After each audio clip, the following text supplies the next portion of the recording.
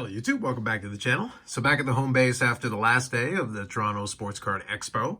So this is going to be kind of a combination. I'm going to go through the last couple of cards that I picked up at the Expo. I'm going to talk a little bit about the Expo as well. But what I'm going to do is instead of doing a bunch of camera angles and a bunch of different things, I'm going to talk a little bit about the Expo kind of from this vantage point. And you can see I added into the background for now the AEW hobby box that was part of the things that I grabbed at the Expo. So it's over in the corner for now. And like I said, I'll go through the cards that were picked up today, talk a little bit about what today was. I touched on recapping in the individual days a little bit. I'll do kind of an overview. As far as the show itself, I didn't take nearly as many pictures as I kind of hoped that I would. Honestly, just didn't have time, but for good reason. I did have a chance to talk to a lot of different folks, folks that either recognized me or that had seen the channel before and wanted to chat about that or anything else that they were going on. So thank you to everybody who did say hello. I did get a chance to talk to quite a number of folks related who either had seen the show or were familiar with it in some way. It was kind of fun. Did have a little bit of fun with some of that as well. So it was kind of, I'll give a little story about that. That was some good timing as far as one of the things when I was over at my buddy Steve's booth. Now, long story short, the majority of this expo was never going to be about getting cards. And I'm not the kind of guy who does the little cheesy things. Oh, it's about the friendships. It's like, yeah, okay, great. But the reality is that as far as my collecting is concerned, going to a show like this is going to be a lot about chatting with people and hanging out not because necessarily of the sappy friendships in the hobby thing that a lot of folks are out there, more of a practicality thing. Like realistically, I'm very picky at this point, the stuff I'm looking for. So the odds are I'm going to, if I pick up a couple of cards per day, it's probably a good day. If I need volume and a variety of different things, honestly, eBay had more variety. So if that was the main reason for going, then eBay would have been a better use of my time and frankly my money. So as it was a good opportunity to hang out with some friends that I do know before. So that element of it is 100% true. It was nice to be able to see certain things that normally you're not going to be able to see in a lot of other places. So if you're into hockey, obviously the Toronto Expo is probably one of the best places to go. One of the things we were able to do, since I was able to do a bunch of live streams during it, was talk a little bit about the idea of what the individual days were. And I will say kind of one of the things I kind of mentioned effectively during the live stream is it was really hard to gauge because of the nature and the way that the room was set up. Since it wasn't the room we used last time, it was hard to compare one versus the other because everything was kind of spread out. So some aisles were really, really busy and then other ones would be very quiet during the same space. So like I said, I wasn't able to take a ton of pictures, but I was able to do on the third day, I was able to do a little time lapse from my buddy's booth. I was able to set up the tripod, point the camera out kind of towards the edge of the table and into the aisle, looking towards eBay. So I'll have about a 2-minute time lapse that I'll intersperse here in a couple of minutes, and you'll get at least a sense of one specific area of the show on a pretty high traffic aisle. But obviously there were some other ones that became more high traffic. I did take a picture at one point when I think, I want to say one of the corporate booths was doing a giveaway, and the mass of people that were huddled around that. Obviously, when some people were doing autograph signings, there would have been a lot of people during that section of it. So it's not indicative of the whole show, but there were certain times that the show was very well attended, and then Thursday was very quiet comparatively, which is something I did mention on the live stream. One other thing I'll mention as well is that it was kind of a hit and miss. I did get a chance to talk to a number of different dealers that I know, and for some of them, it was tremendously good. Some of them even had record amount of activity. Some of them had activity that matched up with the fall. And then other ones had a much slower show. So it's one of those things, it was a mixed bag. It was kind of your mileage may vary. One thing that I would probably offer as a critique to the to Steve Menzie and the team who set up the show is that they did have a lot of heavy hitters that were kind of congregated in certain areas. So like dealers that had a lot of varied inventory that would attract a lot of people, but they were all kind of clustered together. And it might have been a good idea to space them out a little bit to kind of encourage people to visit some of the other aisles sooner or visit some of the other areas like towards the back and over to the side. You know, opportunities were missed because a lot of those folks didn't get a lot of traffic for quite a while as people were kind of trying to work their way towards it. Even if you're trying to do it like in a grid thing, it's going to take you a while to get from one side to the other, unless you're just skipping a bunch of stuff. So just some things to think about and some things that I was thinking about during the show as it was going on. So let me start showing a couple of cards, and then I'll do an update on the Medano count, and then I'll talk about a few more observations. I'll do the time-lapse thing. I'll show a couple of pictures along the way as I talk through some of this stuff, and then we'll get into it. So this one was actually gifted to me. So thank you very much to Corey, who was over at Steve's booth, and this was provided to me. So this was at the end of the day. So this is a booklet, and if you've seen any of my pickups recently, this will look a little bit familiar. I did pick up recently the autograph version of this. So this is the just the jersey portion, and these are numbered as well. So this one is numbered to 99. So now I have to get a holder for this, and I'm going to try to get a one-touch as well for the other one. So probably I'll get two of them so that each one of these can have their own. So in the meantime, I'm just going to be careful with that and put that to the side. And then this was my last deal of the show, and I'll show you my second last deal in a second. So this is a 2015-2016 O-Pee-Chee Platinum. So it is the blue autograph. Got a little bit of shine going on in the background. It is a sticker autograph. So a nice autograph to go along with that. So I'll put it here for a second. And with that, that was the end of the Medano cards that I picked up at the show, or that I had. So between the days, and some of the cards that I had were duplicates that I'm probably going to do something with, but just out of the ones that I did pick up. So at the end of the show, I ended up with 2,368 different Medano cards, 249 autographs, adding 3 more at the show, and then 562 memorabilia cards at the end of when it was all said and done. So a productive show, but as you can see, like, compared to even a regular mail day, if it was about just strictly cards, not super productive for, almost 4 days.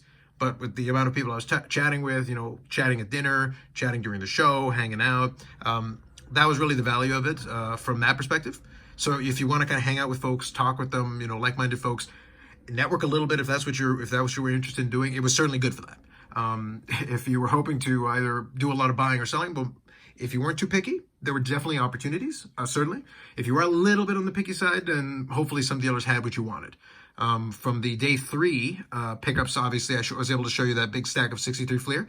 So from that perspective, very successful. Not super successful from the 53 Bowman. My only additions to that were the 3 cards that I was gifted. So again, some folks were very generous. Again, thank you to those of you who I did get a chance to talk to. And it was a pleasure. And hopefully I get a chance to see and talk with a few more of you at the upcoming shows. We'll hopefully meet up again in the fall. This one was just kind of a fun pickup. I talked about it on the live stream, and I was able to do it. So I got some of the WWF Swanson cards. So I got the Macho Man Randy Savage. So I got it with the little cello. And then on the back of it, you've got the Legion of Doom. So you got 2 cards on it. So you got Macho Man on the front here. And then the other one, personal favorite of the channel, the $1 Million Man, Ted DiBiase. And then you got upside down the Texas Tornado. So ignore the price tag. That isn't what I paid, but I paired them up. I didn't, not too crazy of a deal, but I was able to get at least a fair price that I was happy with as far as getting those 2 concerned. Now, one thing related to that I want to quickly talk about, and like I said, this recap video isn't going to be super long. I will include a couple of things in it, but it's not going to be crazy long compared to some other stuff. One thing that I did notice is that a lot of folks, at different tables were kind of leaning towards the whole trade thing. I wasn't doing too much of that. I was able to sell a couple of cards, but obviously I priced them accordingly because I was making a deal that left room on the other side of the table so that we were able to figure that out and make it work, and also left me with a little bit of cash that I was able to take back with me. But the other aspect of it was I found that honestly the best way for me to do a lot of deals, again on specifically the stuff I was looking for, was to try to do, grab a bulk of things, try to work a package deal out. But there wasn't a lot of room, at least with the dealers that I was dealing with. They weren't super flexible, willing to move the price quite a bit.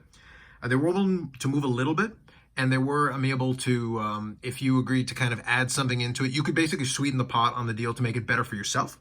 And I did that a couple of different times, and it worked pretty well for me, adding it in, bunching things up, and basically trying to be a little bit more creative. It basically resulted in a lot of creativity is really what was necessary in order to make some of those deals happen.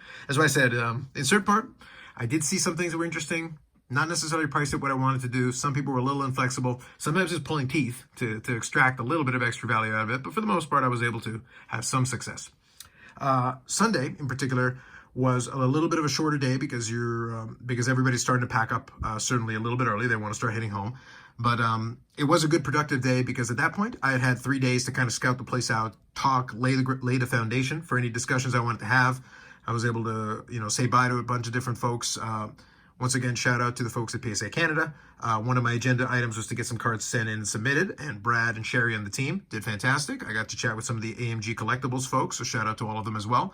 So thank you for all your help and making it very easy. In the same vein, on Sunday, I also want to give a little shout out to the folks at ComC. So Barry from ComC and a few folks there. They helped me out. I had never submitted anything for a consignment. Even though I'd been using ComC for years and been doing flipping on the platform for quite a long time, I hadn't submitted anything. Very, very easy process. I want to give them a lot of credit for it. I was able to submit a nice chunk of cards that hopefully I'll be able to move on from a little while ago, and it's encouraging to put together maybe another package for the fall to be able to get rid of some of this stuff. I didn't want to have it anymore, so it was nice to be able to put it somewhere. And I'll talk more about it once they are able to process it and talk about the process a little bit more, but they made it very easy for me. So thank you to Barry and the ComC team for that. That being said, I'm going to give you one more little story, and then I'll do the time lapse, and I'll put a couple of pictures just to show you as well. So the story was that like I said, I had a chance to talk to a couple different folks who had seen the channel, and they flagged me down or waved me, or if I was at a table, they just, came by and said hello. So thank you for that. That's what I was hoping for. So I was glad to chat with a number of you. So that was great. But one of the things that I thought was very funny was that I was talking to my buddy Steve at his table, and he was familiar with the YouTube channel, but it's one of those things where he couldn't get his head around the idea of the long live streams, the infamous long live streams. And why, first of all, anybody would, sit through them. And I didn't have too many answers for him in that regard, but he was also kind of curious why, folks would watch on the replay. And I explained to him that actually the majority of people who see the live stream do tend to watch it on the replay, maybe as background noise or while they're shorting cards or something. But that's the majority. Most people catch it in that format. It makes more sense for their schedules or whatever the case is. It's on demand. So anyway, I was trying to explain that to him, and then less than 10 minutes after, a gentleman came by his table while I was there, and he said hello to me, and he kind of he briefly said that he had watched he was watching the channel, and he liked watching the live streams, and that he caught him on replay. And as soon as he said that, I waved over Steve and I asked him to repeat it before sending Steve away with a horrified and disgusted look on his face. It was very funny. The timing on it was beautiful. As far as him, coincidentally, we were talking about that 10 minutes earlier. He came by and I was able to say, "See, Steve, I don't know what you're talking about. You're missing the boat, buddy." So we'll see. Maybe Steve will come by at least for a short visit at some point down the road. No promises, but we'll see if we can make it happen. Another person that I'll quickly shout out, I didn't have any pictures or anything, but I did chat with Tim from Slapstrong, who's been on the channel before and is buddy of Eric. So we may have him back at some point so that he and Eric can make fun of each other. So I think that'll be fun for everybody. One more thing I'll do real quick. So I'm going to show you a couple pictures. One of them is going to be a 66 Topps test issue Bobby Orr. It was the one that I referenced in the live stream, and I showed it. I didn't have my normal setup, so I wasn't able to share the screen properly for you. So I'm going to put that on the screen. Another thing I'm going to show you is I'm going to show you one of those booths when it was really busy. So that's going to be a second image that hopefully I'm superimposing right here on the screen for you. And then a third thing that I'm going to do is now going to be the time lapse. So the time lapse is going to be kind of how I'm going to basically conclude the video. I'll come back and then kind of, bid you adieu, and then that'll be it for this one. And that'll conclude the videos from the 2022 Spring Toronto Expo. So this time lapse is, like I said, from my buddy Steve's table. He was nice enough to let me set up my tripod over in the corner and point it kind of outward. So you're going to see like the eBay sign in the background. Tim from Slapstrong is actually over on the left side. They had their booth over there. So I was able to do that. Oh, you know what? Actually, one more thing I almost forgot. I'll see if I can show you a picture of it. One of the things I was able to pick up that I did show it on the live stream, but it was too big to be able to properly show it to you on one of these recap videos, is one of the gentlemen that we had dinner with was nice enough to point out to me that they had a Mike Modano item. And they gave me a great deal on it. And it was actually a 97-98 Pacific poster from the inaugural year. I actually have the poster already previously, but this one was autographed with a Frozen Pond certificate of authenticity. So I'll put a picture of that on the screen. So thank you very much for that. Much appreciated. And I did show it on the live stream, so you would have been able to see it that way. And then the last thing that I'll say, as far as the show is concerned, and kind of the way that a lot of these things turned out, is that I was able to achieve a lifelong dream. And by that I mean something that would tremendously entertain me and annoy others that I know as far as that's concerned. And I'll put a picture on it here as well. I was able to get, yes, a Pelican case. My only regret is that I grabbed one of the ones that didn't have like a smooth edge on it because I wanted to slap my sticker on it. So hopefully if you're seeing a picture of it, I would have taken the picture after I'm recording this, and the picture should have my Swanson cards on it. Come on, my precious Swanson cards have to be on there. So anyway, I just thought I would pick up one of those. It just made me laugh. I had to get one. It was very entertaining. But anyway, so that was the last big purchase aside non-card necessarily related purchase. Okay, so as far as the time lapse is concerned, put the tripod at the corner of the table, point it out towards the eBay sign. Tim from Slapstrong, and that booth should be on the left side for you. As it plays, it's going to be about 2 minutes. And then when you come back, I'll give some final thoughts, and that'll be the end of the video. So go and enjoy the time lapse, and then I'll come right back.